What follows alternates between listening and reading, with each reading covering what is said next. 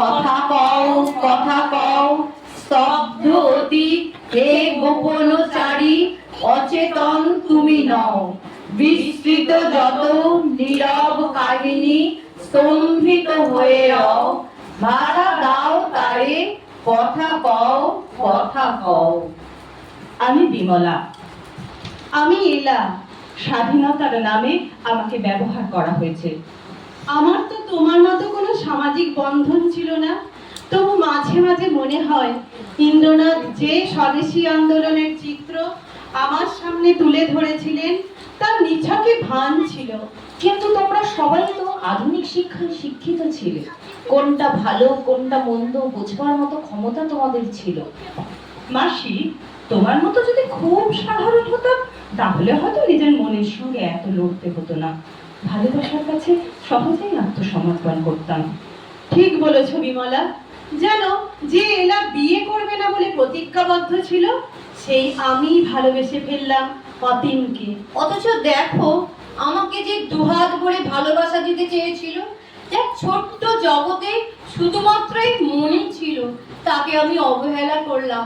ভালোবাসাকে বুঝলাম না মাসি। মাসি, আমি নয় অবুঝ ছিলাম, কিন্তু তুমি কেন আমাকে বকনি, জোর করনি? জোর করে আর যাই হোক মনি, ভালোবাসা পাওয়া যায় না, ভালোবাসাকে উপলব্ধি করতে হয়। আমাকে তো ও দুহাতে আঁকড়ে ধরে রাখতে পারতো, দরজা বন্ধ করে দিতে পারতো। আমি নয় একটু কষ্ট পেতাম, কিন্তু নিশ্চয়ই ওর কাছেই আবার ফিরে যেতাম। একটা অসুস্থ ছেলে তোমার উপর জোর ফলাবে? ওসব জানি না, কেন জোর করলো না? তাহলে তো ওকে আর হারাতে হতো না। আমি কি ভীষণ একা মাসি, ভীষণ একা। মনি, মনি তুমি কষ্ট পেও না।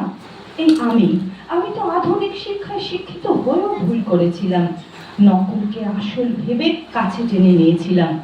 প্রহর শেষের আলোয় রাঙা সেদিন চৈত্র মাস, তোমার চোখে দেখেছিলাম আমার সর্বনাশ।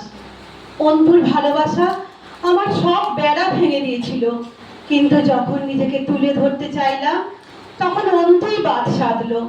তুমি আমায় বিয়ে করো অন্তু, আমি তোমার সহধর্মিণী হতে চাই।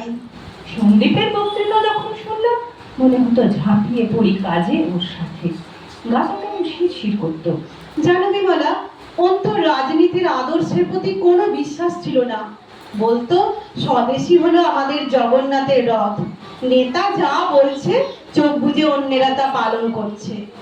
আমায় বলতো নিজের অধিকারকে দেখছো তুমি ছোট করে, তোমার অন্তরে যে বিশাল ঐশ্বর্য আছে তা তুমি আমাকে দিতে পারতে, তা সরিয়ে তুমি দেশকে দিলে আমার হাতে, স্বদেশীর নামে এক বানানো দেশ। কেন এরকম কেন মনে করতো অতীন্দ্র? একটা পুরুষে অপর এক পুরুষের অন্তর্নিহিত রূপটা সহজেই বুঝতে পারে। আমরা বোকা বিমলা, তাই বলতো ছুরি হাতে রক্তচক্ষু ইন্দ্রনাথ, চায়ের দোকানের কানাই গুন্ডার সদা সতর্ক চোখ। উফ, সন্দেহ, কি সন্দেহ!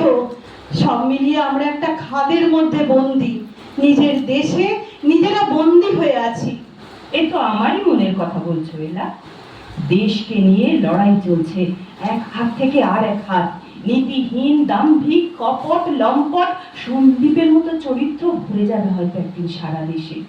ন্যায়, অন্যায়, পাপ, পুণ্য, নীতি, দুর্নীতি সমস্ত সংস্কার বোধে যাদের কাছে অর্থহীন, স্বার্থ আর প্রয়োজন ছাড়া যাদের আর কোনো নীতি নেই। বিমলা, সন্দীপকে তোমায় কোনোদিন ভালোবাসেনি? হয়তো কোনো এক মুহূর্তে ভালোবেসেছিল সন্দীপ, কিন্তু আমি তো ওই লোভী, কপট, মিথ্যাবাদী সন্দীপকে ভালোবাসিনি এলা। আমার ভালোবাসার মোহ ছিল একজন প্রকৃত দেশপ্রেমী সন্দীপের প্রতি।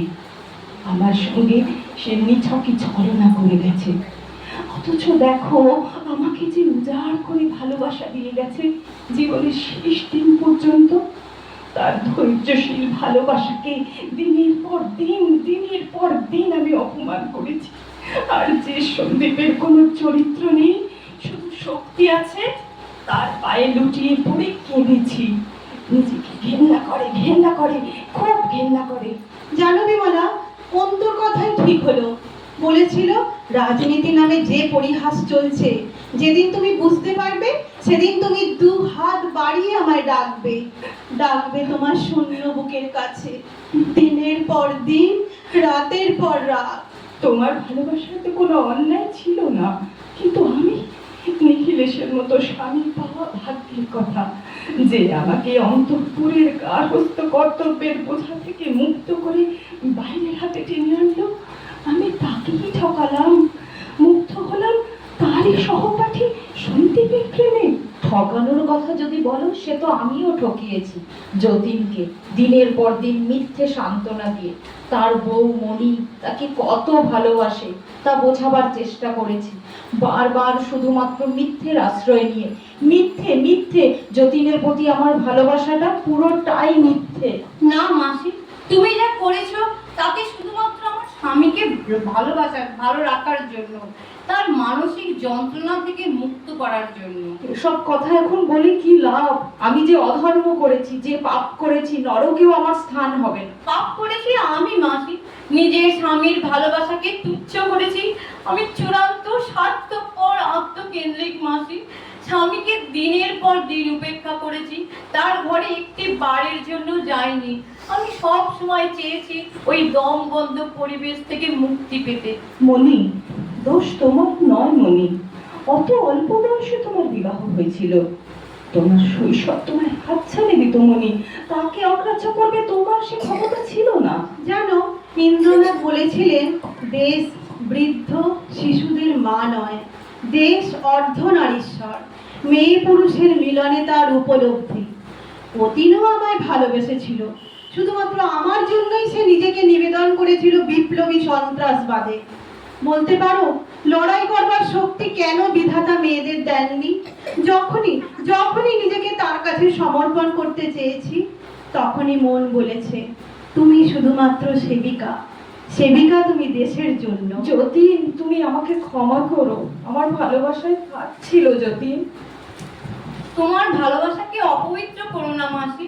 একজন মা তার নিজের ছেলের সাথে কখনো ভালোবাসার অভিনয় করতে পারে? তুমি তো ছিলে তার মায়ের মতো। কিন্তু আমি তো সঠিক মায়ের কর্তব্য পালন করিনি। তুমি নিজেও তো অন্তর্দ্বন্দ্বে জ্বলে পুড়ে শেষ হয়ে গেছো মাসি। জানো মাসি, আয়নায় নিজেকে দেখতে লজ্জা করে। আয়নার সামনে দাঁড়ালে আমারও নিজেকে দেখতে ঘেন্না লাগে। নিখিলেশের ক্ষমাশীল মুখটা আমাকে ভীষণভাবে যন্ত্রণা দেয়। আমাদের তো যা হওয়ার হয়েই গেছে, আমরা সমাজের শিকার ছিলাম, কিন্তু ভাবনা হয় আগামী দিনের নারীদের কথা ভেবে। তারা তো আমাদের কথা জানবে, নিশ্চয়ই তার থেকে তারা শিক্ষা নেবে। আমাদের যে মানসিক যন্ত্রণা, আক্ষেপ আমরা ঠিকঠাক তাদের সামনে তুলে ধরতে পেরেছি তো? নইলে আবার আবার একই যন্ত্রণার ইতিহাস তৈরি হবে। আজ থেকে 100 বা 150 বা তারও পরে নারীরা হবে শিক্ষিত, স্বাবলম্বী। তাদের সামনের দিকে এগিয়ে যাবার জন্য কোনো পরামর্শের বা পুরুষের সাহায্য নাও লাগতে পারে। কিন্তু আমরাও তো শিক্ষিত ছিলাম, তাও তো একের পর এক ভুল করে গেছি। তোমরা ভুলটাকে মেনে নিয়েছো, ঘরের কোণে কেঁদেছো। আগামী পৃথিবীর নারী ভুল করলে অনুতপ্ত হবে না, তারা সেটিকে শোধরাবার ক্ষমতা রাখবে। আয়নায় নিজের প্রতিচ্ছবি দেখে লজ্জা পাবে না, গর্বিত হবে। সঠিক প্রেমিকের দিকে দু হাত বাড়িয়ে তাকে আলিঙ্গন করতে দ্বিধান্বিত হবে না। মিছে তর্ক থাক, তবে থাক। কেন কাঁদি বুঝিতে পারো না? এই মুছিলাম আখি, এই শুধু চোখের জল নহে, ভৎসনা যাবার বেলায়। ওই কথা, ওই হাসি, ওই কাছে আসা আসি, অলোক দুলায়ে হেসে চলে যাওয়া। তোমারই সে ভালোবাসা দিয়ে বুঝেছি আজিয়ে ভালোবাসা, বুক ফেটে কেন অশ্রু পড়ে। তবুও কি বুঝিতে পারো না আমি ক্ষমা প্রার্থী?